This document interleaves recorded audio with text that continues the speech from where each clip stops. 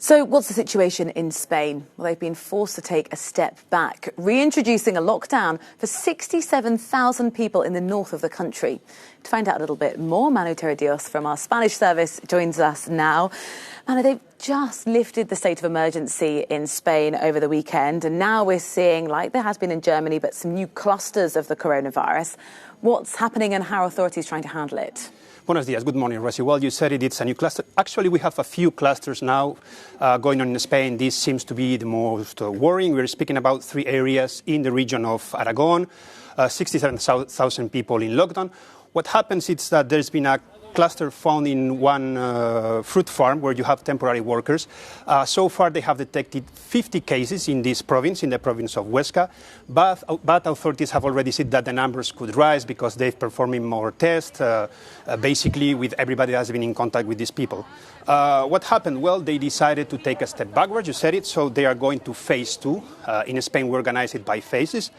So what does it mean? It means that in these areas, parks must be closed and there will be more restrictions regarding the people allowed in places like bars or shops. But so far, authorities are confident because they seem that they have located everybody and everybody is in isolation and everybody's undergoing tests.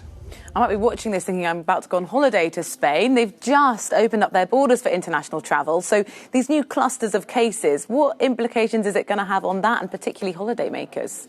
It's still too early and too small to speak about big implications, especially if we speak about international travel. Just so you have an idea, you also said that the state of alarm has been lifted. It means that the authorities even cannot prevent officially people to travel to these 3 areas in Aragon or from these areas in Aragon. They just had to issue a recommendation. So there won't be control, speaking about international travel, obviously. The biggest risk might be the internal movement or the mobility of these workers because they work in this fruit farm.